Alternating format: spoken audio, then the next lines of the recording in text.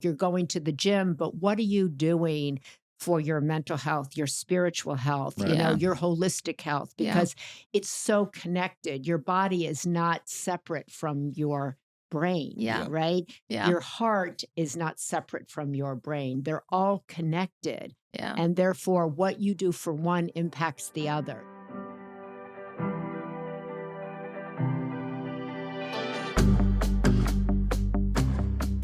What? Oh. Awkward. Okay, you go. Awkward. What is up, my little lemons? Happy Wednesday. Yep. Thank you for joining us today. I hope your week is off to a terrific start. And if it's not, guess what? We got the whole rest of the week. Heck yeah. You say, huck yeah?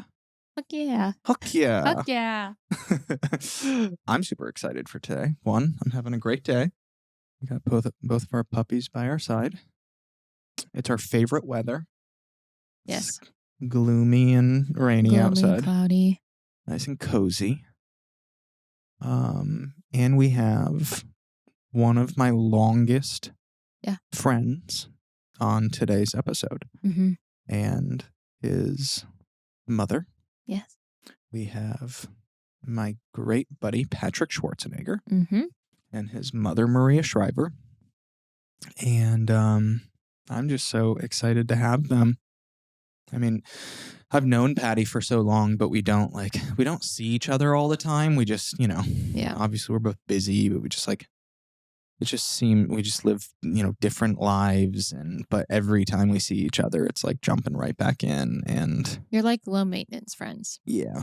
Like, I feel like I'll walk in randomly and like you guys will be FaceTiming one day. I'm like, when's the last time you talked to Patty? And you're like, it's been a couple months. Like, you guys just consistently pick up where you left off. But they're both like the kindest people and just like hardworking people. Oh my gosh. Genuine people.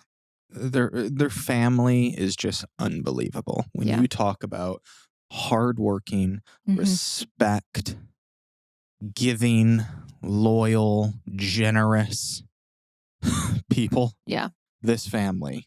Oh my gosh. Yeah. I mean, Maria and Arnold raised kids that are just not real. It's like, what? They still make kids like this today? Yeah. Well, right? I mean, as we talked about in the episode, definitely took work, and Maria definitely, her and Arnold both, set boundaries with the kids. We're quote unquote strict parents. But a lot of the times you have people think of strict parents. Yeah.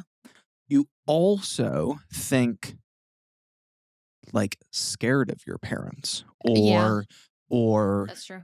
You think, very, very strict parents. You think you're scared of them and you don't want to go to them. In a very parent-kid relationship. Yeah. These people. Yeah.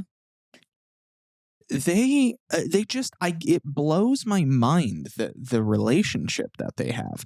Yes, they were strict. Yes, they had their rules, and they did those for very good reasons. They,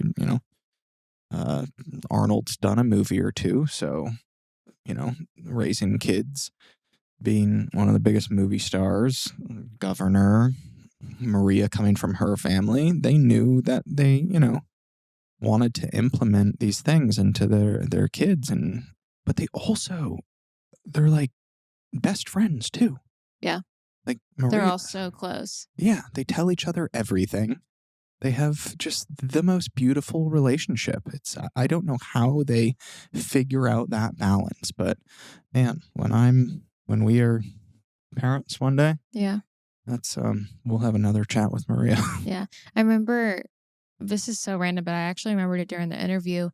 They have this big circle table at Maria's place. And there's so many chairs around it because there's 4 kids and, friends, spouses, whoever. There's a lot of people. And family dinners are family dinners. Family dinners are very important. And I remember Patty being like, oh yeah, my mom loves a circle table. And I feel like that is so speaks to their family and just how they are, they're one, what a circle means. They are one unit, but also just it's everyone has like their place there. Engaging with everybody Yeah. and listening to everybody. They're the same with their home, here, Yeah. circle table, and they do family dinner, and it's just a beautiful thing. Definitely learned a lot. I feel like we had a whole list of questions to ask them, and they kind of even answered the questions before we could even ask. So made our job a lot easier. I We know. just got to sit back and listen. I was telling Tay before we started filming this, after we filmed their episode, I was nervous while we were talking with them because Maria also comes from she's got a lot of hats. She's done a lot. Yeah. But she also comes from the world of journalism. So I was like a little intimidated to be like interviewing, somebody that is so good at doing that. Yeah. And I was like, they're going to think that we suck at this because they answered all of our questions before we could even ask them. Yeah, I know. Oh my gosh, it's so cute. But they work together. We talked about their relationship, their working relationship, Mosh, their company, which we will dive into and leave a link for you guys to, Yes. buy some of these brain healthy bars. They are delicious. I just ate one. They both are just doing so much good in this world. Yes. I mean, Patty is so talented and has become a terrific actor and is in some really, really awesome projects. And Maria's list of life accomplishments goes on. Yeah. But beyond that, both of them just do so much good for this world and give back so much. Yeah. So we were just honored to have them on, and it's a great chat, and I know you will enjoy listening to it. Yeah, let's get to it. Patty, Maria, thank you for being here. We love you both, and we feel so honored to have you. And we're just so excited to sit down and talk with you guys because you mean so much to us. Thank you for having us. We were excited to drive out here. Right? Oh, yeah. For everybody listening that doesn't know, Patty and I have been friends for quite some time. 11 years, 12 years, something like that. I was going to say wow. probably Since high school. close to a decade, but it's Yeah, or actually no, I'm in more. high school. You were out of high school. Yeah, I was 20 or 21. Yeah. Just barely. He's on the wall. He is on I the am wall. on. at Am our I house. still on You're the wall? You're still still on on the the wall. wall. Okay, because I Wow. haven't been back in a bit. I was I know. worried that I might have gotten For removed people from the that wall. don't know what the wall is at my mom's house from when I was in high school. Right. And she painted her basement like the Palm restaurant with all the different names and faces of people, like character drawings on the wall. And Taylor was Of all the people that came over all the time that everybody loved. So everybody got to vote who got on full the wall. stamp of So it was a approval. really big, it is Wow. a big honor to there were a get lot on the of wall. rejections. And then there are some people who have been taken off the wall. Oh, that is Okay, true. Yeah. and I haven't. And you have Oh, not. You haven't wow. done You haven't done anything. Okay, that's Yeah. true. To be taken off I the haven't wall. done much you- recently, No, yeah. you haven't done anything that's like No, would bad. require bad. Yeah. So that's like if you like, I don't know, were mean to the dog, or Yeah. if you were like mean to me, or if you left a mess, you'd come Off off the the wall. wall. Yeah. You'd Wow. be like, I threatened Christopher's friends the other day. They left a mess when I came home. Like, this is worthy of being taken off the Yeah. wall. Oh and my I got gosh. flowers, so there hasn't been anybody.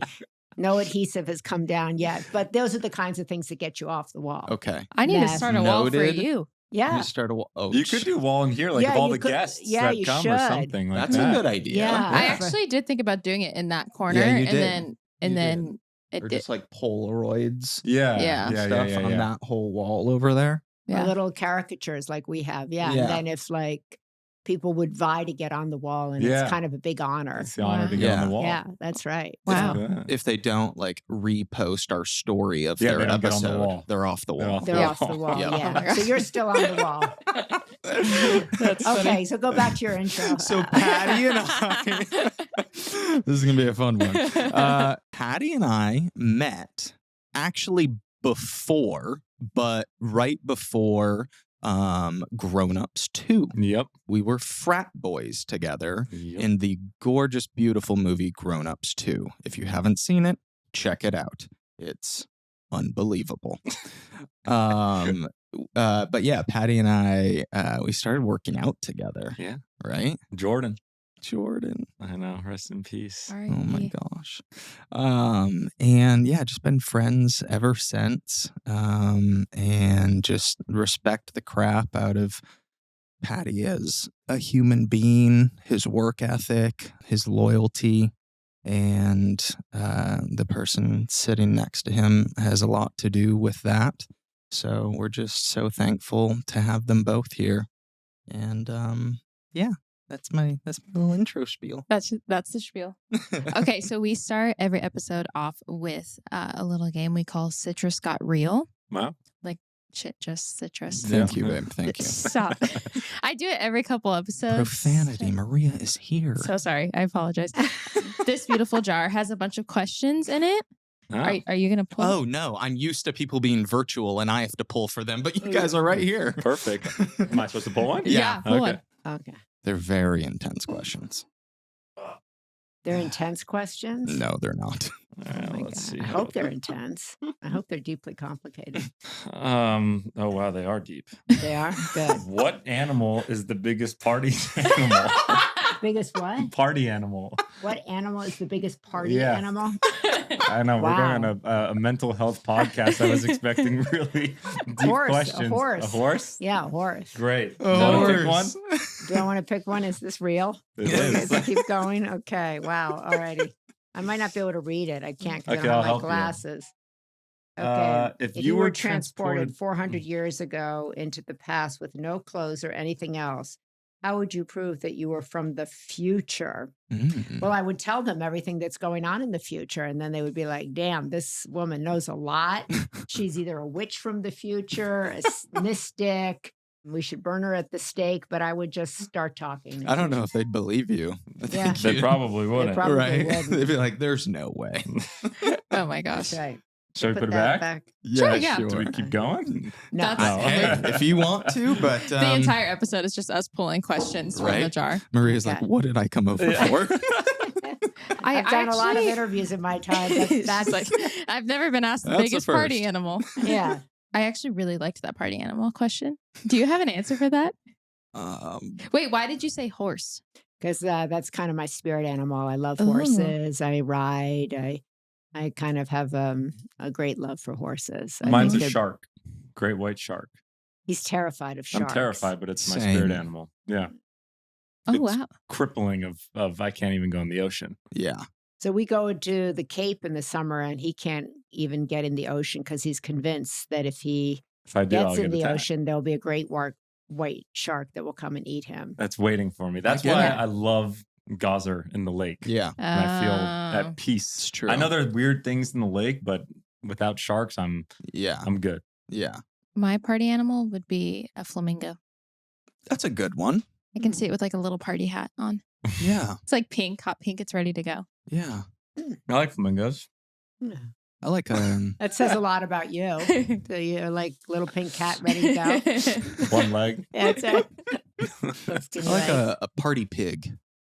A party pig. You went pink too. I guess so. That's not what I was Did you ever thinking, come over but- when we had the pig? Oh no. You didn't? No, I don't think I did. Oh yeah, Bacon was his name. Stop. Oh my And yeah, he got so fat that his stomach would, when it would rain or anything, he would go out into the lawn and his stomach would drag in the grass and in the lawn, and then he would come in and his stomach would drag over the carpet with all the Oh. schmutz on his belly. But Oh my gosh. we bought him as a Yeah, I bought him, and he was. The a owner mini- assured me that he would stay a mini pig. He like wouldn't this grow. big, and it Little. grew to the size of the couch. Yeah. Stop. He was huge, like hundreds of pounds. Oh my gosh. Bacon. Yeah, but I just miss Stare Protector. yeah, Sarge. Oh, Sarge. He's on the wall. He's on the wall. He's on yeah, the wall. he's on the He's wall. on the He's wall. never coming off Yeah, the wall. as He's he not. should He's a be. legend. He That's protects amazing. everybody on the wall. Oh Yeah. my gosh, he's still guarding those stairs. Actually, all those boys that were over the other day that left the mess were all talking about Sarge and what a legend he was, and how he would just sit there. You'd have to move him around Yeah, towards just the end. protect the stairs. Oh, baby. Yeah. Our next partner is Athletic Greens. I take AG1 by Athletic Greens almost every day. I decided to give AG1 a try because I had been seeing it everywhere, but also I hate taking pills, and we're in this health kick trying to be healthy, but I don't like taking pills, and there are just so many supplements and vitamins to be taking. So I decided to give AG1 a try. I take it in the morning, and honestly, it feels like I am starting my day off right. I'm doing something good for my body, giving it the nutrients that it craves. So it really just gets me started on the right day. AG1 is powerful because it's so easy to fit into your lifestyle, and it makes it so much easier to just take 1 scoop of powder with your water instead of all of those different types of pills.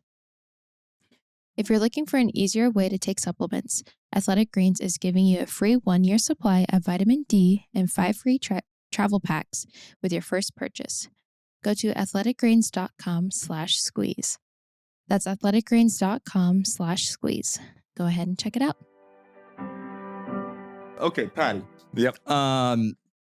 You have played, I mean, it seems to me like you've played numerous roles that have highlighted either mental illness or just like in the mental health arena.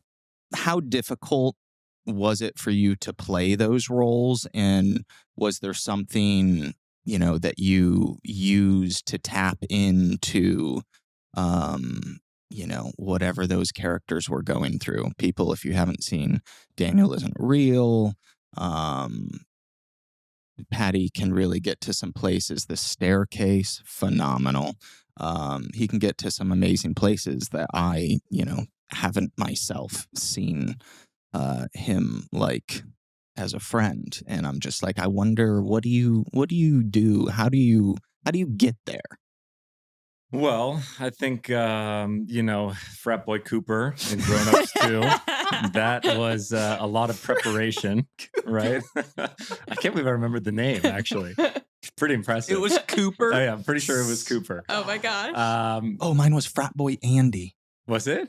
Yeah, because it was Just supposed to basic be names. Andy Samberg. Okay, got it. So they named I it don't know after what mine him. was supposed to be. Cooper, I don't know. But no, I mean, look, probably better than I do. You've been doing this for longer. But, I think that I've gotten to continue to grow as an actor. I've gotten to learn, from the years that I've been doing this. I think most importantly is from class. I still go to class every Thursday night and learn under Nancy Banks, who's an amazing, acting wow. coach and kind of gives you tactics and tools and different, ways to explore different characters or try to put yourself into someone else's shoe. And that's what I do. I mean, I try, obviously I've gotten better and better over the years, and, different characters are obviously come with different difficulties and come with different past lives. And you're putting yourself into someone else's shoes every time you step into a role. And Daniel Isn't Real is something that was, really investigated the idea of mental health, because it was kind of, you're playing an alter ego and you're playing someone else's kind of voice in their head. So that kind of talked a lot about that world and that space. And in The Staircase, that's a true story. So I got to take a lot of what that guy in real life was and what he was going through, and I got to expand on it because there was only so much on the documentary side.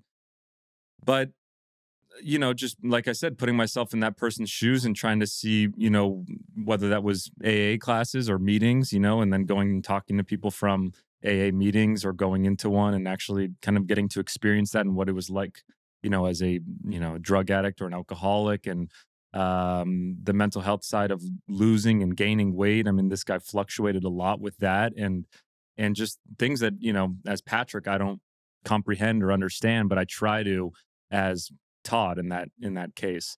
And, one of the things that I think that's such a great benefit of being an actor is that we do get to try to place ourselves into someone else's shoes.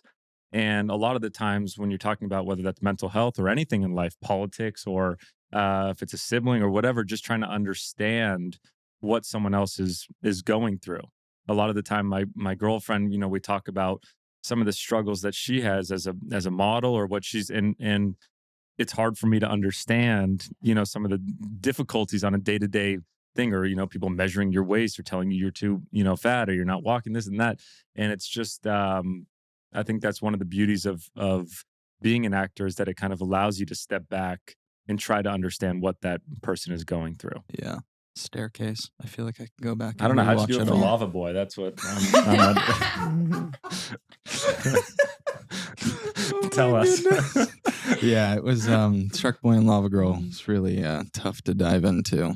Lava Girl. I said Lava Boy. It's okay. The diehard Shark Boy fans are going to be really upset with you for that one. Sorry. I think what's really great about what Patrick just said, and I think what I respect and admire about Patrick, is how hard he's worked Yeah.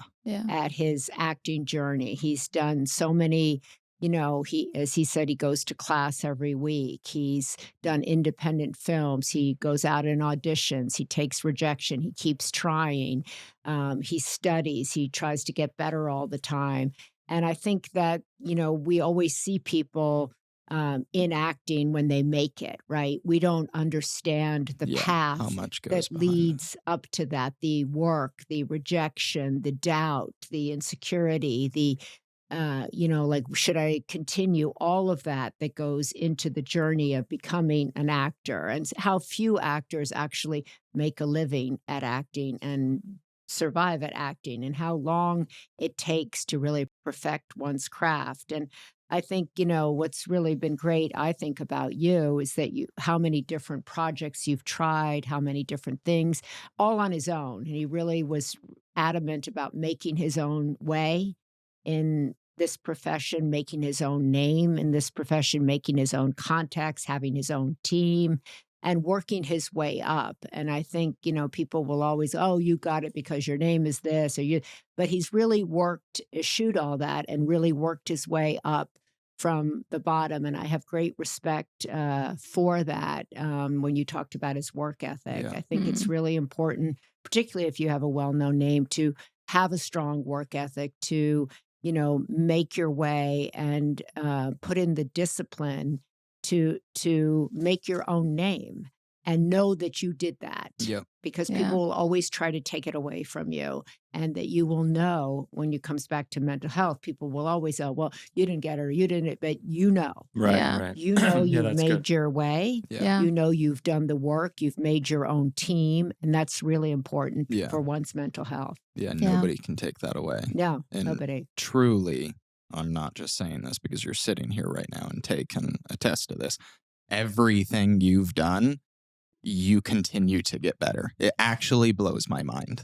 Every Yeah. time I watch something of yours, if it's a new thing, Yeah. it's like you were better than the last thing. Yeah. Good. When Thank we, you. I when we hope so. watched I the hope so. staircase, I think after the first episode, we were like, well, like Patty just did that. We were like, what the heck? It was so good. I know. Thank you. I wish Thank you. Christopher were here, his younger brother, though, because he would say that he probably was responsible for Daniel isn't real, because he's like, I've seen that. I saw that guy in carpool. I That's saw funny. that guy. I've That's seen that guy funny. on the tennis court. So I true. think siblings see different versions, Absolutely. That's especially true. younger brothers. Yeah. Oh my gosh. I'm not wrong. Maria, I want to ask you, we get so many questions from our listeners, and there's so many of them always ask for a mother's perspective, just kind of on mental health and raising their kids, how to prioritize your mental health as a mother to be able to tend to your kids. How was that balancing raising kids, and just kind of anything that you learned along the way of raising kids related to mental health? Well, that's a long conversation, Yeah. right? So I think, there's 4 kids here, and I think there's no doubt about it, it's a challenge. Yeah. And if you're working, as the majority of parents are, they're balancing raising children, they're balancing work, and more they're also balancing taking care of aging parents. And so people have a tremendous amount on their plate. And I think just first naming that and recognizing that, and letting people say that to themselves, like, I have a lot on my plate, Yeah. and then looking at your day, I think, and kind of trying to first prioritize your own time, I think is really important, even if it's just 15 minutes early in the morning. Yeah. Another thing that I really wanted all 4 of the kids to feel like they were the priority in the house. That was Mm. certainly really important to me. I grew up in a very public family that was really chaotic and busy, and I felt like I was always fighting for my parents' time and attention. And they were terrific, my parents, but I was really adamant that uh, Patrick's dad and I raised the kids in a really private way, as Mm. best we could, where they felt like they were the priority, that their friends were the priority, that their house was quiet, calm, safe, and fun. Yeah. And I always really encouraged them to talk. I really wanted boys who were empathetic and who felt that they could talk about their feelings, and daughters who felt that they could do that as well. And I think but raising young men to be able to talk about their feelings was super important, because I think it was a little bit counterculture at the time. So Yeah. I prioritized family dinners, family conversations, family vacations, sticking together as a family, talking things out, because I think whenever there are multiple kids in a home, they're there, but they're individuals. They're Yeah. a collective, but they're individuals. And so that was also really important to me, to recognize that there are 4 people here. Yeah. I grew up in a family where everybody lumped us all together, and I was always fighting for my own identity. I also have 4 brothers. So I wanted all 4 of these children to know that they were unique and individual, and that I saw them as that, and that yet they were part of this larger collective. And so I think, trying to encourage them to speak and understand what maybe one of their siblings was going through might be different from what they were going through. Yeah. Was also, and that has continued. I think it continues and changes when kids Yeah. are teenagers, and also when kids are no longer kids, they're adults. Yeah. And their mental health is different than it is when they're in grade school and teenage years and at young adults. I think we don't talk enough about the parenting process for young adults, Yeah. which is much Right. longer Mm.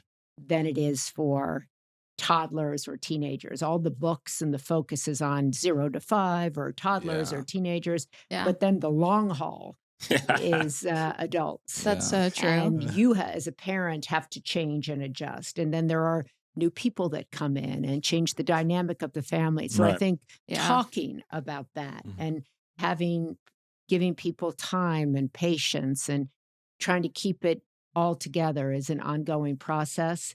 And I think it's a challenge. Yeah. For sure. I think parenting is the biggest challenge that one faces. And as I said, I think recognizing that we need, as a country, I believe, need to do more to support parents. Yeah. Because I talk to so many people, particularly my age or 10, 15 years younger, that are really struggling Mm. with younger kids and with parents. And it's really expensive to have aging parents. Mm. And it's really expensive to have little kids. And people are buckling under the weight of all of that. And Yeah. so that they feel, anxious about not being able to take care of parents or not being able to take care of kids. And so I think giving people an outlet to express that is important. Yeah. Yeah. Kind of touched on this, but I just selfishly wanted to ask this because I'm curious. The man that Patrick is. Yeah. I swear, Patty, this is the last time Yeah, I was gonna say, I'll build take you this up, all day. right? All I'm these just like, compliments He's from like, do you Taylor. guys want me on next week? Or I'll He's come back definitely anytime. staying on the wall. Yeah. the man that he is, Mm. coming from the world that you grew up in Mhm. and the world that you knew you were going to be bringing, your son into, Mm. how'd you keep his head on straight? I worked at it. Yeah. I worked at it a lot. I mean, I always sit there and I go, oh, these kids are so incredible. They actually are. All 4 of them, they get along, they're fun, and they're really good to me and to their dad. And but I wanted, I knew that Patrick would be coming into a generation where women were expecting different things from relationships than women in my generation. So I wanted Patrick to be well-mannered, polite. I always say that if you're a well-mannered, polite man, you can own the world. If you go and you thank people for inviting you over as a young boy, I'd say to you, always go and thank the parents for inviting you over. You write a thank you note. You look people in the eye. You stand up when older people walk in the room. You respect older people. Hold the Um, door You open. hold the door open. I used to stand and still sometimes have to stand in front of the door and go when it's not held for me. If when I they- walk into a restaurant and I don't open it for her, I'll walk in and then I'll look for her. Where is she? And she's just standing right out at the door Just still. waiting. Just Oh waiting. my gosh. to come back out. I love it. But I think it's really important. No, and it I- is, And it I is, think it's it is. important for his sisters as well, But I wanted him to be the kind of young man when he would get a wife or how he is in his relationship where he would listen, where he would honor the woman that he's with, where he would understand what was expected of him, and that there are all different kinds of men Yeah. to take parts of, right? That there is Yeah. no specific kind of man who is the man Yeah. to be. And so I tried to also expose the girls and the boys to different kinds of men and women. And so that they could see, they didn't have to be like me, didn't have to be like his dad, that he could take parts of both of us and become his own person. But I think, I think the kind of young men that you are is very different from other generations. And what is being asked of you today is very different from other men. Other men could be a provider, come home and expect a drink on the table and call it a day. Young men today are asked to be partners in the fullest sense of that. They're asked to be emotionally available. Yeah, They're wow. asked to be providers. They need to know how to listen.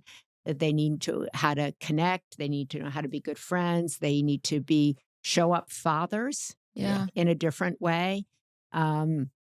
And so I think Patrick's all of that. Yeah. And that's who he is, and be a good friend. And I think also for men in particular, I think I'm so happy about with both of these young men is that they have a group of friends Right. that will support them, speak to them honestly. And that is also a huge challenge for men today. Most Right. men don't have their own relationships. Yeah. And even when they get married, they kind of lose touch with their relationships. And everything we know about mental health, all the studies about what makes a person have a meaningful life, be happy, it's relationships. Yeah. And that's a big challenge for men, particularly when they hit midlife. They've let go of relationships. They don't know how to cultivate them. Yeah. And so that's, I Wow. think, something that's super important for I both think you had a lot of sexes. like rules as well as a parent, Yes, as a I was mother, strict. that when you're a kid, you absolutely hate it. Yeah. Yeah. Right. They're just like, oh, really? My mom makes me, come home every night for dinner at 7 p.m. And on the weekends, Yeah. I have to have dinner with our family and no phones at the dinner table. We weren't allowed to get our phones until we were in middle school. And yet people had their sidekicks when they were in like fourth grade. Yeah. Now it's like Same. insane. You go out to a dinner and you see like a kid that's like 5 or Yeah. something just with the iPad perched up Yeah. Whole in time. front of him and stuff. So I think that whether it was opening the door or, standing up for different people when they walked in the room or writing the thank you letters, I hated doing that, or going up to the parents and saying, thank you for having me or introducing me all the time.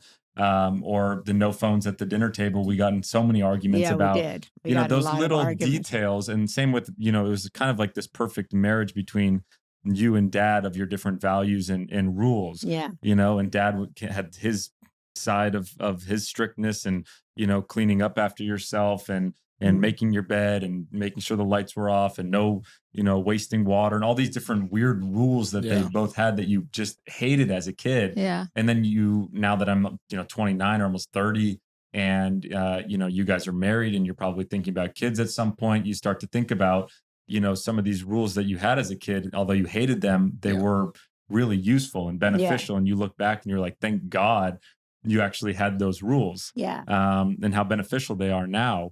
And I think Curfews. curfews was a huge Curfews. one. I was like the only one that had a curfew and also Calling just the like, parents when you went over there and you hated that. yeah. And I think Yeah. also the big thing was just like the communication, like Yeah. the transparency between all of us and you guys, Yeah. you and dad, and whether that was, when for drinking or if there was, wanting to stay up past the curfew. And there was never kind of this sense of like hiding things or lying. It was Yeah. always like feeling the ability to come and talk to you about Yeah. Mhm. things of, hey, this weekend is this party or whatever. Can I please stay out, past the curfew or whatever it was.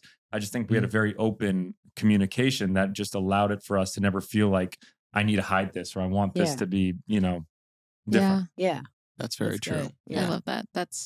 I mean, obviously we definitely want kids, and that was such great advice because I'm an only child and I've never Yeah. really like seen people like that have siblings like grow up, because my closest friend growing up was also an only child. Oh, Right. wow. So like hearing that, and we want more than one because I was kind of lonely when it was just one. Yeah. But just hearing that and hearing that you were, able to keep a private life and still able to keep all these rules, because that's a big thing that we talk about is just like I didn't grow up handed anything. I was the only one of my friends working at 16. Right. I paid for my phone. I did everything on my own. And I'm so thankful for that because I'm such a hard worker now because of it. Mm. And we always talk about like making sure like how do we raise our kids to be like that? Yeah, what's the balance? Right. Yeah. Obviously, we're, gonna want to do nice and fun things, and Yeah. I'm gonna want to spoil the crap out of, Especially if it's a girl. especially a daughter. He's But screwed if we have girls. Right. But I think the spoiled thing is also really interesting because I also was from that side of things of getting really frustrated with our parents of like my friends had like their parents' credit cards or they had Yeah. like that. And like mine was like, no, you're not allowed. That's our money. That's not yours. Yeah. And it was like, yeah, if you want, you can go and, you can work to get money. Or my first thing was a lemonade stand. That was like my first little business that my mom and dad taught me of how to make money. And on the weekends, they bought me for my birthday the little, like those kid cars that are like now the Mhm. Kardashians have like Rolls Royce kid Yeah. cars. Mine was like a G-Wagons. little like F-150 that I could put my lemonade stand table in Yeah. the back. But it was just Oh like my. the idea of teaching us kids that we had to go and, work for money, Yeah. Yeah. wasn't like Handed they would to you. never allow. And if there ever was the smallest charge on their credit cards, they would know. Like if we went out on a vacation and there was like a mini bar charge for a Kit Kat or something, within an hour, they would be like, what is this charge? Or something like that. So we were Oh, all yeah. No, we're definitely afraid yeah. to charge anything to them. Oh my gosh. But it was this idea of this work ethic and just the idea that you would go out and which is normal,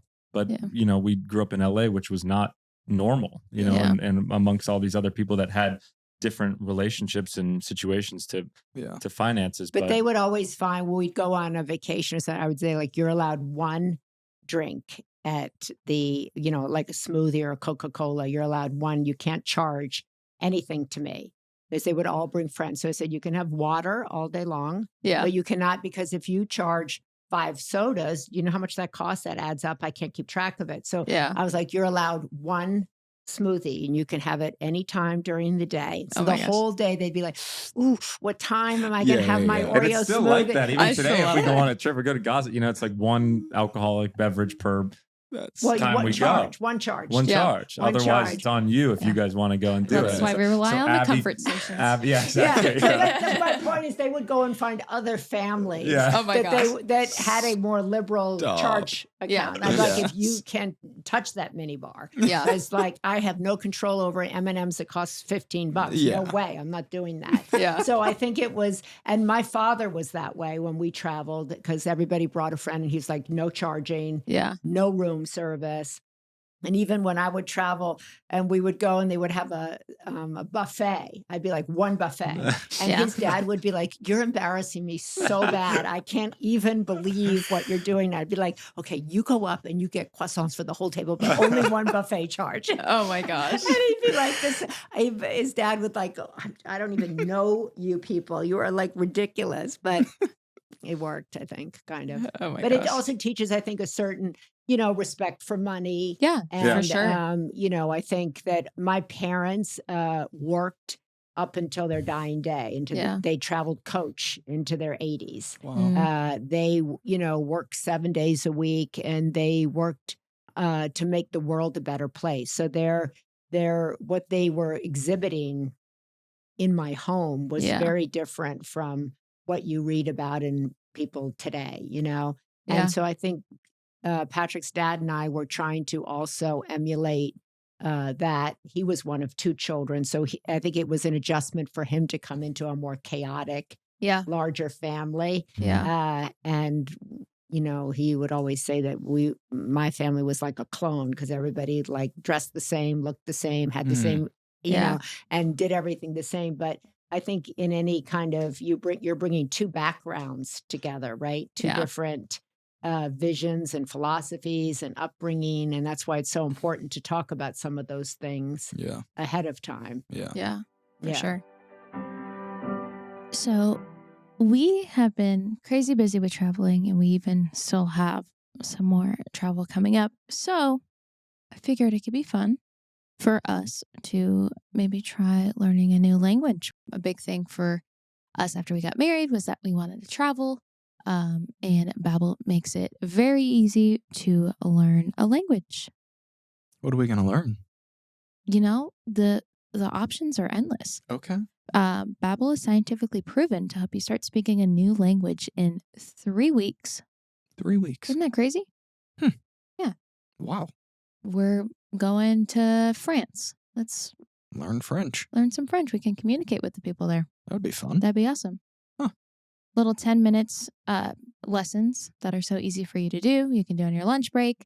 And they also teach you like real world conversation. So it teaches you like how to actually have a conversation with someone rather than just like leaf, picture, table, Right. Like Like- it teaches you how to actually conversate with people. Where is the Walmart? Exactly. We'll learn how to say that in French. Look at that. Okay. Right now, you can get up to 60% off your subscription when you go to babbel.com/thesqueeze. That's babbel.com/thesqueeze for up to 60% off your subscription. Babbel, language for life. What I took from that is, will you do a lemonade stand for the squeeze? We did. So funny enough, we did one last week or 2 weeks What? I ago. think I just For our lemon mosh Yeah, we have bar. our Oh, mosh. Yeah, we have which our we brought you. We have a new flavor, our lemon white chocolate, which has been our number one seller so far. It's been our fastest selling one. I think we've It's done. really good. Yeah, it's really, really good, and people love it. And so we thought, it'd be fun because lemonade stands were like the thing that was my favorite activity yeah. growing up. Oh, yeah. So we were like, All you know the what? time. Let's go and set up, for old time's sake, let's set up a lemonade stand. Stop. And we'll go and we'll have lemonade, sugar-free lemonade, and we'll also give out our lemon mosh bars to people. So we went and we set up this table. Within 1 minute, we got kicked out. We got Yeah. told like that it was illegal to do. Oh, shut At up. the farm, we went to We the went by the farmer's farmer's market, in and they were Culver like, City. "Are you kidding me? You can't do it." They just screaming at. We were like, "Oh wow, okay." geez. So we packed up and we went to like the corner over in Culver City on like where the right off the freeway or something, and it was really funny. We were just like, at first we set it up and we had no one coming by, and we were just like screaming to get people, and then it actually got some momentum. There was like a food truck kind of down the road. And we handed out a couple hundred bars, and it was actually a really fun experience. We weren't making money, but we were just kind of allowing people to taste them, getting people's customer feedback, Yeah. and all these different things. But it was kind of this nod to our lemonade stand of growing up. That is so funny. It's It was been fun. such a joy working with Patrick, on Mosh, and it's been such a labor of love. And I remember, a couple years ago, because I work a lot in nonprofits, and we went to a Laker game, and we were sitting. I'll never forget this. We were sitting behind Floyd Mayweather. Next to Floyd Mayweather. Okay, and he and all the people next to him had these hats on that said TMT. Yes. Mhm. And I was like, "What is that TMT?" So I said to Patrick, "What is that on their hats?" No, I thought you asked him. Or was it him? And it said the money team. Yeah. And Patrick goes, "That's what we need to do. The money team. You need to get off the nonprofit No, team." and my get mom was on. like, "Oh, I'm part of the nonprofit team." Yeah. And he was like, "I'm on the money team. I'm on the money team." She's like, That's "Oh right. wow, I'm on the nonprofit team." And so Patrick's like, "You need to get on the money team. You need to get off the nonprofit team." And I Oh was my like, gosh. "Oh, okay." And so, Hysterical. we've combined the money team and the nonprofit team. So far, we're kind of in the nonprofit team with Mosh. Yeah. But we're, Why don't you explain what Mosh is? Okay, so Mosh is our new protein bar. We made this protein bar for the brain. So it supports brain research, gender-based research for women, Yeah. for Alzheimer's. And we have developed this bar. We now have 6 bars. We've been in business about 1.5 years. And it was an idea that I kept talking about. And Patrick said, because he moved in with me during COVID, he and Abby, and he said, "Why don't you stop talking and just do it?" And I was like, "Well, I'm too old." Well, he goes, "No, just do it. I'll help you." And he had made, once again, all of these contacts in the Wow. CPG space. I now speak in acronyms, just so you know.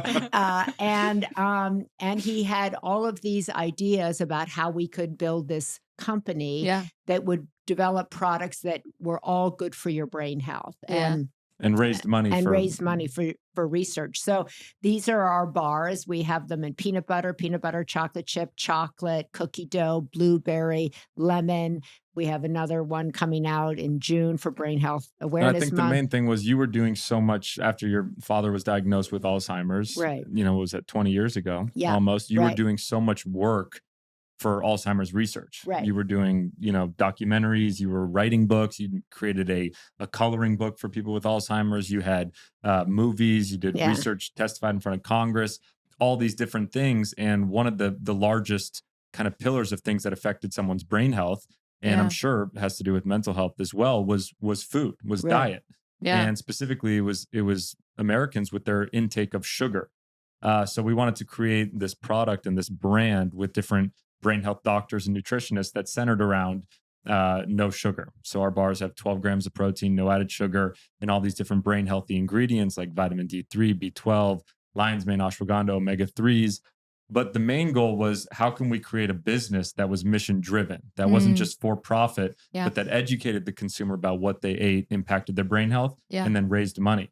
And it's pretty cool. I mean, we've raised over $50,000 for Alzheimer's, which is really cool to it's one thing to donate that, but to build a business that can sustain that and to create money for research, all while, creating jobs and giving people food that they enjoy, has been a fun experience. It's been incredible. I mean, it's been unbelievable. We, kind of launched during COVID. So it's been an incredible experience, up, down, like drama. Yeah. All had our money at SVB Bank last week. Patrick was like, "Oh my God, this is I was really like, bad."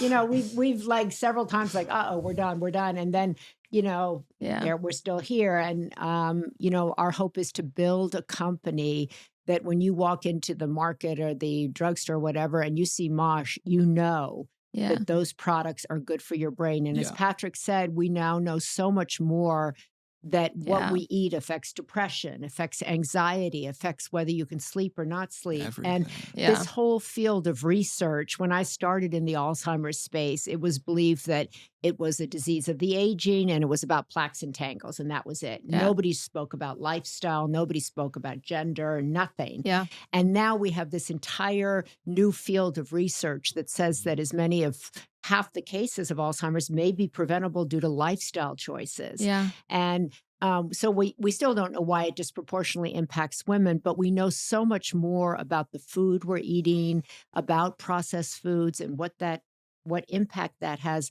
on children, on teenagers, on aging people, and beginning to have a conversation about something you can't see. Yeah. Right? Which is really hard. People can see, if they eat cake, they can see it on their thighs, right? You can see it on your face. But that's what you always say. She always says, I want to get people thinking about their brains as much as their thighs, their biceps, their lips, It's so true. etc. So, and it's a whole new space of mental fitness, right? And so we talk a lot about, here's what I'm doing for my triceps. And this is a conversation, Patrick and I and the kids have all the time. Like, you're going to the gym, but what are you doing for your mental health, your spiritual health, your holistic health, because it's so connected. Your body is not separate from your brain, right? Yeah. Your heart is not separate from your brain. They're all connected. Yeah. And therefore, what you do for one impacts the other. So getting people to think about their health holistically. And that involves your relationships. That involves what you eat, how you're sleeping. Are you using your brain? Yeah. Or are you just sitting there like a lump in the corner? Yeah. We talk about that all the time. We've talked about it a number of times on this podcast already. It's like, why we set aside time during the day for our physical health, to go to the gym, to, get some cardio, whatever. We set aside, supplements to take for, our muscles or whatever. It's like, you should be doing that same thing for your mental health. Set aside some time to work out your brains, to put things in your body that are good for your mental health. Because And rest your brain. That's a And really rest. important thing, because now, your generation is on 24/7. Yeah. Patrick's speaking into his watch. He's got his phone in one leg and his other leg is bouncing with his watch, and I'm like, She hates my leg bouncing like this. Oh. But no, because, I'll chug want my him, cold brew and my leg go like this. Yeah, It's it's just like, like, just- shh, I was shh, like, calm down. I don't think my foot stopped moving this whole time. Yeah. It's just like, but I'm constantly like, let's like walk in nature without the phone. Yeah. Let's, have a conversation without the phone. Yeah. And, the only time your brain really rests is if you're in meditation or sleeping. And Yeah. all the research also shows that that's the time when your brain can eliminate, for lack of a better word, the trash that it accumulates during the day. So Yeah. prioritizing those things, social interaction Yeah. off of your devices. These things are really important for children. It's Yeah. important for a child to be bored. It's important for us all to be bored. Yeah. It's important for us to be in nature. It's important for us to be off of devices and let our brains calm down. And it's important to nourish our brains with the right people, the right food, the right environments. Yeah. That's all fuel and food for the brain. Yeah. I recently stopped drinking caffeine because it was really getting to my anxiety. Yeah. I'm not looking at you, I'm Mr. such Coffee a Man. coffee addict. But Yeah. cutting it out, because we saw Dr. Amen and he was like, that's something that you need to do, is you need to like cut the coffee out. And I love coffee, and Ugh. I've always said caffeine doesn't have an effect on me because it doesn't like wake me Same. up. Yeah. Right. Like I wouldn't feel that effect of caffeine, but I was feeling the like anxiety, the thing I couldn't see, like what it was doing to my brain. And Right. a couple weeks ago, I stopped drinking coffee, and it was a little hard at first because I was getting headaches because I was severely like loved coffee. But now like the amount of times I was anxious drinking coffee, and now I just have decaf and I don't get anxious anymore. Like around 1 p.m. I normally start to get anxious. Like that's just how it would always hit me. And I haven't been anxious recently, having like relating to that. So it's so true. Like really feeding. Coffee's so good. I know. Decaf But I think doesn't taste But different. the other thing is also to know is that, what affects you is Yes. different than what Totally. affects Right. me. And that's Exactly. also kind of a burgeoning health conversation, personalized medicine. Yes. Certain foods really, are good with you. A plant-based diet may work really well for Yeah. you. Yeah. A keto Yeah. diet may work really well for you. And, so I think recognizing that nobody's the same. Exactly. Yeah. Nobody learns the same. Nobody moves through life the same. Yeah. And I think also, when we talk about mental health, I think judgment is a big part of trying to drop judgment about how other people are kind of living their lives. What are they eating? What are they taking? Right. How are they parenting? Yeah. This is a lot of mental health challenges. I see young girls, they're all like, she did this and she's not dressed like that and her kids got hold of it. I was like, wow, let's just, stop judging. Yeah. I remember when I brought his younger brother to school, and I was first lady at the time, Go and blue. he had shoes that he loved and they had holes in them. Mm. And he would not give them up. He Yeah. wanted to wear the shoes with the holes in them and everything. And I remember the teacher came to me. She goes, "Can I speak to you?" And I said, "Yes, what is it?" She goes, "I know you're really busy. I know, you're first lady, but I don't know if you've realized that your son has holes in his shoes."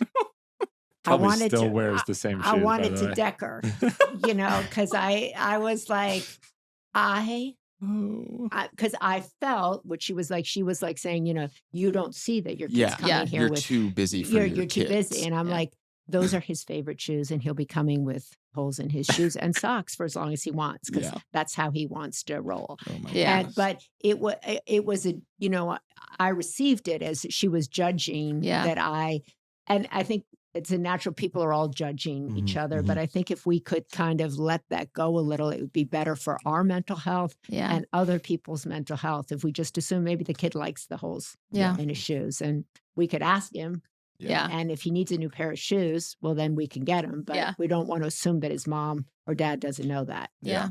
Yeah.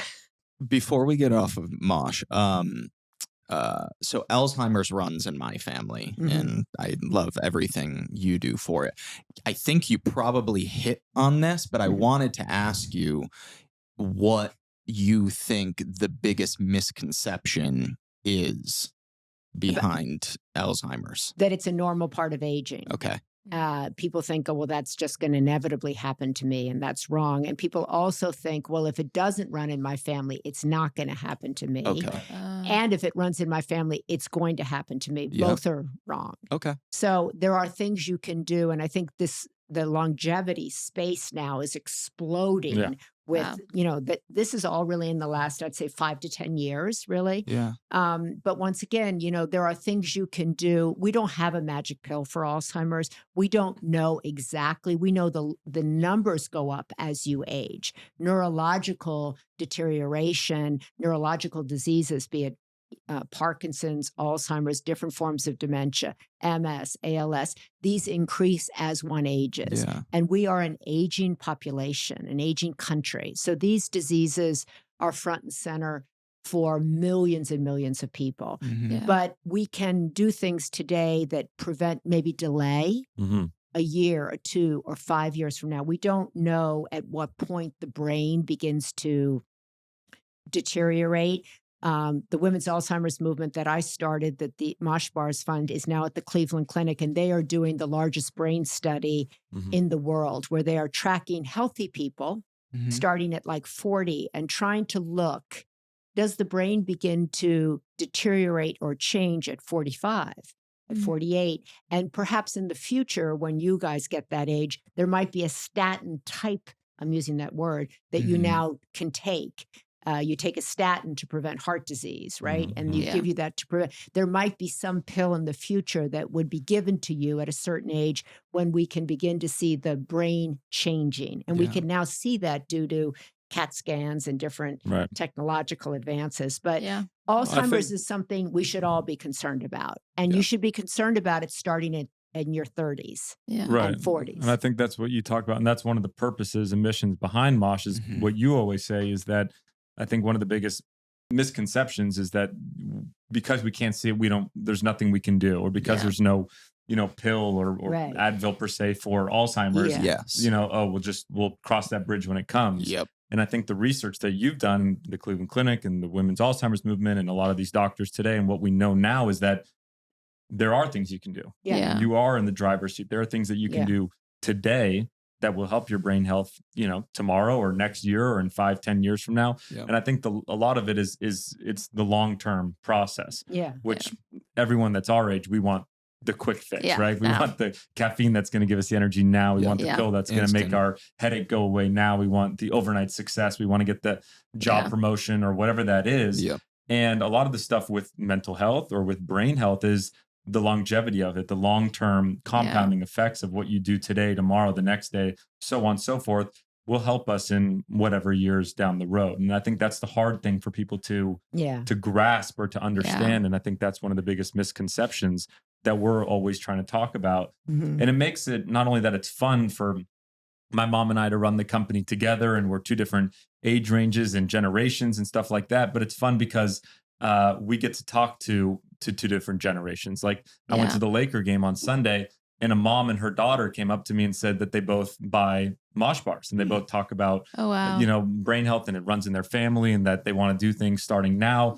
And like, that was our goal, was to get people that it was, her age and my age to start, thinking about it, or that you would buy it for, your dad or your mom or dad would buy it for you, and so on and so forth. So I think that's also one of the biggest misconceptions. That's so funny, because I was in Austin at South by Southwest not too long ago, and I came down at the hotel with the people that I was working with, and this woman was sitting there, and she stood up and she goes, "The creator of Mosh." Stop. And I was like, whoa, that's different. Oh my gosh. Usually I get 10 other things. She goes, I eat my Mosh bars all the time. And she goes, it runs in my family. I have my mother eating Mosh bars. I eat it all the time. I'm so excited about it. It's so great. And then she turned to the, should you all eat Mosh bars?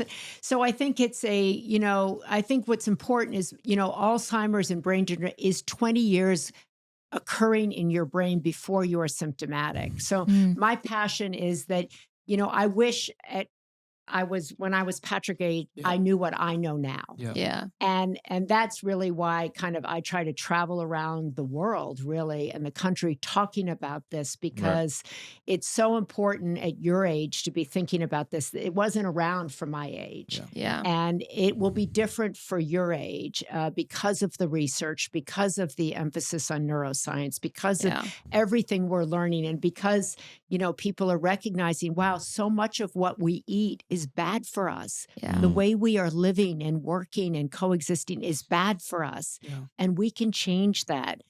You don't have to change it all at once. You can change it in small increments, but you can make decisions today that will really help you and will help your parents. Yeah. I say all the time to people your age, you know, pay attention to what's happening with your parents. Because if I've met one child of Alzheimer's, and I consider myself that, the biggest regret I hear across the board is like, I didn't act sooner. My parent came to me and said, I'm thinking this. And I said, no, because I didn't want them to have Alzheimer's. I didn't want them to have dementia. Yeah. So I disregarded it. I poo-pooed it. I said, no, it's just because you're stressed. But pay attention. You are the caregivers on deck. Yeah. And this is your issue as much as it is my generation of baby boomers. Yeah. I was going to ask, because I've seen like firsthand the effects of like being a caregiver to, you know, your parent with Alzheimer's. Like a lot of patients that I've had in the hospital have had that. And I've seen just like the stressors with this small amount of time that I have had with families that it can cause and just kind of the effects of it. And I love how passionate you are about this, because like you lived it. Yeah. And is there advice that you could give to people that maybe are in like the earlier stages of it and like they don't really know how to handle it, or just like advice, because that's a mentally very straining time? Well, I would first of all sit with them and hold their hand and let them kind of unload, because it is scary. Yeah. And it is, it really destroys there's a big piece in the New York Times this week about how many families in this country are going under from trying to care for a loved one with Alzheimer's. Oh, wow. How expensive caregiving facilities are after tax. Yeah. So my dad had Alzheimer's, but my family had money to care for him. Yeah. And it is an incredibly expensive disease, and facilities are incredibly expensive, and people cannot afford it. So they're scared, and rightfully so. And caring for somebody with any kind of dementia is 24/7, and you cannot do it alone. There are a lot of support groups that are out there, but you are going to need a village for sure. Yeah. And so I think, you know, find out there's a lot of help online. There are a lot of support groups. There are a lot of people who are advocating in the Congress on both parties. This is a real bipartisan issue, actually. Caregiving is a big issue. It's, you know, getting people to go into the profession is a huge issue. Paying them a living wage is a huge issue. Attracting people to it is a huge issue. I just did a big report for the governor of California. I spent a year and a half developing recommendations for what could be done and should be done for the amount of people getting Alzheimer's. California being an aging state, people don't think of California that way. But we need to attract a lot more people into caregiving, much like my dad attracted people into the Peace Corps. We need a caregiving force in this country, much like that, getting young people like you have for Teach for America or the Peace Corps, we need for caregiving, because, you know, people who are 65, my generation, will need care. Yeah. Regardless whether it's Alzheimer's, MS, whatever it is. Yeah. And we are unprepared. So it's not just a family that's unprepared, the nation is unprepared. Yeah. But there are support groups that are out there. There are people who will help you. And your mental health, caregivers often get sicker than the person they're caring for. Yeah. And so you have to prioritize your own health, and you have to ask for help. You have to ask. You have to use your voice and say, I need help. And that's often very difficult for people in that situation. Yeah. Well, our generation will be better off because of the research that has been done, but that is in thanks to people like you. So Yeah. thank you for setting us and our generation up for that. Well, we hope to kind of make, my vision. Patrick is always like, stop talking about your vision for Mosh. I'm like, we're going to, generate millions of dollars in research. We're going to have all these products. And every meeting we're in, he goes, no, what she's really talking about. I go, no, I know what I'm talking about. I know what I'm I try to keep us on track. Yeah. Because like, we're tasting a new flavor of a bar or something. And she's like, what if we had new olive oil bottles?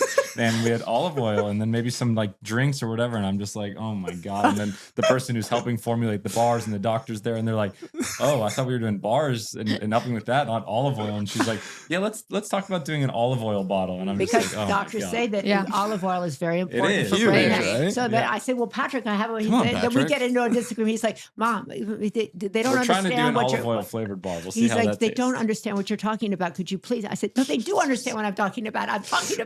So Oh my gosh. We have it's a fun. sitcom. It's a Oh my gosh. sitcom. I Oh my support this gosh. olive oil. Oh, yeah. Over the Okay, past great. year, we've really learned about just what's in food and like eating clean food. Yeah. And it's Can you talk to Patrick for me? Oh He's my like, gosh. there's bottles, you know how expensive that is, and now you're talking about a whole other line of work, blah, blah, blah. Well, it's amazing when you're in the business side of it, you have to think of all these different things like olive oil. And then you think about the glass bottles and then there's the breakage and how much you have to get and what happens if the bottle breaks and how heavy it is. And to ship things right now is so expensive. And then all those different, in the end of the day, we have to create a business and we're, a certain percentage is going to charity. And then we have to pay employees, it's just the whole working from it backwards is, there's a lot of things to think about, but one day we'll get Maria, I'll have a word with him. Yeah. We'll talk after that. No, he's very good because I do get like, I see 5 years down and I've always been like that actually. Like when I started even the women's Alzheimer's movement, I saw 10 years and I get frustrated with the pace that it takes to actually, we built the first women's Alzheimer's prevention center at the Cleveland Clinic in Vegas and grew, but I saw it, years before anybody else. And everybody's like, just take your time. And I'm like, I don't have time. Yeah. I don't want to take my time. Yeah. And so I'm relate to constantly. We're good complimenting forces. Yeah. So he's like, just mommy, just take your time. I'm like, you don't understand. I said, take your time with this. And then she says, take your time with my foot moving around. Yeah. Hilarious. You're a good team. I said, Patrick, can you try some meditation? How about some expressive writing? Why don't we, you need to come try a sound bath with us. Have you done a sound bath? I haven't done it, but I've seen them before, but I haven't. I just did my first. Yeah? And I did not think I was going to like it, and I loved it. You did? Yeah, I actually didn't think he was at all because he cannot sit still for the life of him. Yeah, that's what Abby says about me, but it was good. Okay, we usually finish with our Lemon 11 segment. Lemon 11? Yes, but we're just going to ask a couple of our favorites from that segment. Okay. And then we'll get you guys out of here and back home. So, a couple of our favorite questions from the Lemon 11.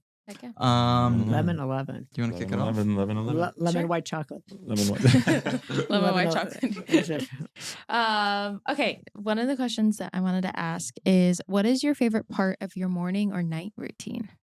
Ooh, I think we both have a pretty strong morning routine. Ooh. Unfortunately for me, I had shoulder surgery again. So right now my morning routine is going to physical therapy, which is frustrating. But usually I think that I'm a big believer in routines. Yeah. You are. I'm very regimented with my mornings. I like to wake up at the same time. I like to do my alone time of my right now I kind of live near the beach, so it's amazing to wake up in the morning and go with my girlfriend. We walk, get coffee, go down to the beach, work out, and I like to do my sauna and ice bath and so on and so forth, and then go off to the office and get berated with work from my mother. But I think you have a really important morning routine as well, which she's tried to get me to add in the meditation. Okay. Which I have not successfully added in, but why don't you? Do you do that every morning? So, yeah. I have, I start my morning in my bed. As soon as my eyes open, I pray. I thank God that my eyes are open. And when I put my feet on the floor, I thank God that my feet are on the floor. I thank God for my children and my health. I go downstairs, I make my coffee. I only have half a cup because I make really strong coffee. And I sit in silence. I just kind of look around. I see nature. I kind of continue my gratitude prayer. And then I do 20 minutes of meditation, which really helps me center myself. It helps me kind of tap into my authentic self and who I want to be and how I want to go out into the world. And then I go work out. Okay. And then I go For from 5 there. hours. No. And then no, Patrick just makes that up. And then I get dressed and go to the office. I like to go to the office. I'm a big believer in going to the office. I'm a big believer in leaving home. Yeah. This has been a thing, that in developing Mosh, I want people to come to the office. I have a media company. People come, we exchange ideas. I'm a big believer that relationships are formed in the office. Yeah. Ideas come out of conversations in the office. So I really like that. And that's been somewhat of I find many of the young people I interview are like, do I have to come to the office? I'm like, you're not coming here. Like, you're not hired. But except recently, people have been wanting to come to the office now. Want to come because I think that their mental health. It's just like it is really not, and it shows. There was a big new piece that came out last week saying that it turns out that your mental health is at risk by working from home. Yeah. That it's not what everybody thought it was. I mean, you have a long commute, there are things like that. But anyway, so I like to go to the office. I like to put on my clothes and go take on the day. Yeah. And then I do that again at night. I meditate in the afternoon, usually for 10 minutes, but I always end my day with prayer. With gratitude. And I try to remember one or two great things that happened in my day. Like I laid down last night and I went to hear a lecture at my church and his sister had said to me, oh, I would like to come with you. And a friend said, I'd like to come with you. So I thought, wow, that was really, great that I got to go there. And I'm grateful that I have a church community, which is really important to my mental health. Yeah. That reminds me what's important, that grounds me, and that keeps me grounded in reality in this town. Yeah. The whole office thing I relate to so much. I've been leaving the house recently to work because normally I just sit at my desk. But recently I've just been getting out of the house and I feel even just so much more productive. Yeah. Especially because when I'm home, I'm like, oh, too many distractions. Change the laundry. What's the in the dog. kitchen? What's in the fridge? I'm going to go get another snack. Yeah, you need to get in that mindset. I'm the same way with the gym. Yeah. We used to have a house gym. I found it so hard to get into the gym when it's in my house.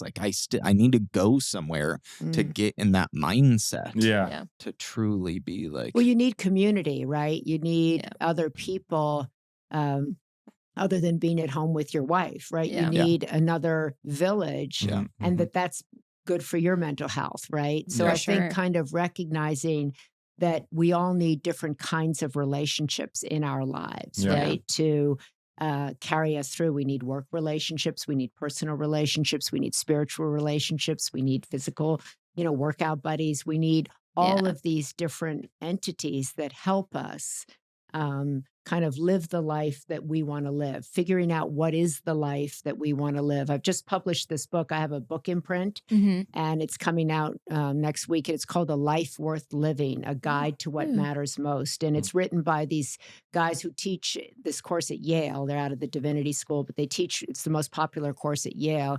It's called A Life Worth Living. And it really asks you to think about what is it that you want? Yeah. And why do you want? What is worth wanting? Not what you want, but what is worth wanting? And why is what you want worth wanting? Yeah. And what constitutes a meaningful life for you? Right. And what are you willing to change or alter or give up or sacrifice to achieve that? And what is your relationship with pain and suffering? Do you view that as part of your meaningful life? Do you see prayer? Do you believe in something larger than yourself?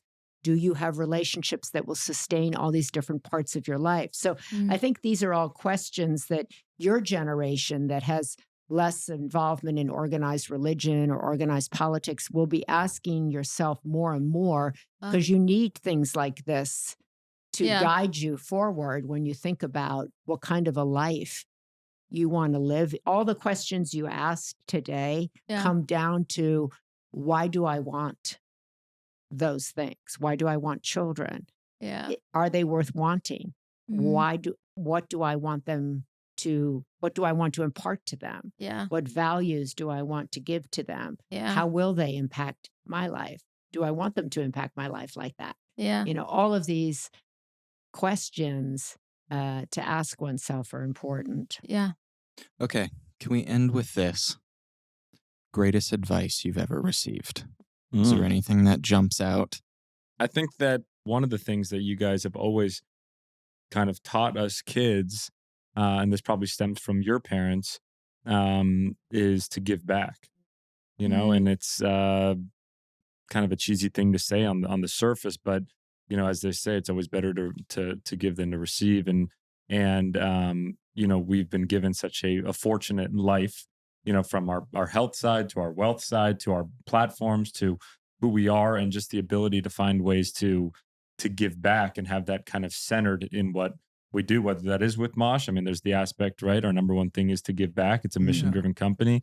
Or if there are other things that we can do in our life and have that be kind of the guiding force, because it is really fulfilling to help other people and to give back and to use your platform for the better. And ultimately, I think that a lot of people that are out there just always searching for the next thing, whether that's the next financial hit or the next job, hierarchy and the next level and those types of things. Usually when they get there, they're always searching for what's next, or they get there and it's not as fulfilling or satisfying as they thought it would be, or they got this quick dopamine rush. And then it's kind of like, now what? Yeah. And with the giving back part, it's just a different, I think, level of happiness and fulfillment and things of that nature. So I think that's one of the overlying theme between you, Dad, your parents, so on and so forth. Yeah. I think the best advice I got, really, like Patrick, I've gotten lots of advice, and I seek advice to this day all the time. I especially go to people who are older than me now, and I ask them for advice about aging. I ask them for, how do they keep their sense of humor? How do they keep their attitude? That sort of thing. But I remember my mother saying to me, life is a marathon. And you don't have to have everything done by 30, by 40 or 50. You want to be able to, God willing, be 85 and then look back at your life and see, okay, there were all these different seasons of my life, and I was able to have these different seasons and do different things in the seasons of my life. Yeah. I think so many people are in a rush to do everything by the time you're 30 or 35 or something like that. I've got to get all this done. And like, where are you going? Yeah. We're all going to the same place. Yeah. So hopefully, take a breath.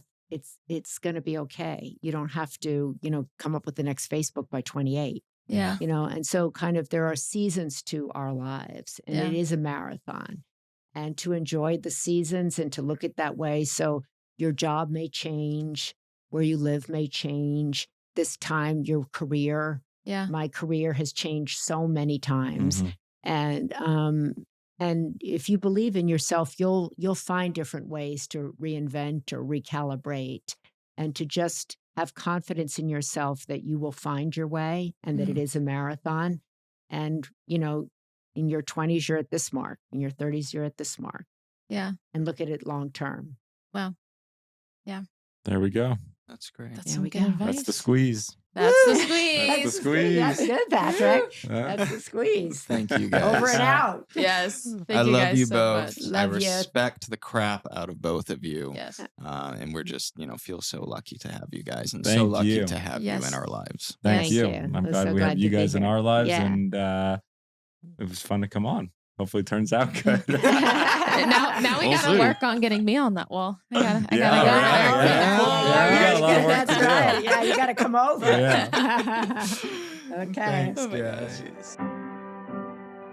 Well, there we go. It was a good chat. I feel like we both just learned. I always learn from Patty. He's got his head on straight. He knows what matters in life. He's driven. He's hardworking. He's respectful, loyal, all of the things that you want to be.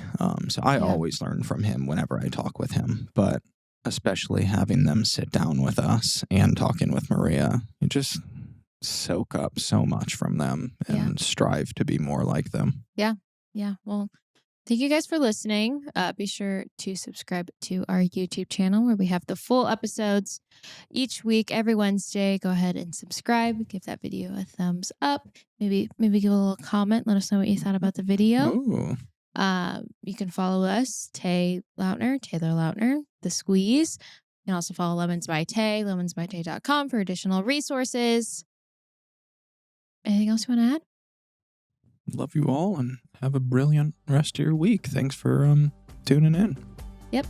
All right. See you next week. Toodaloo.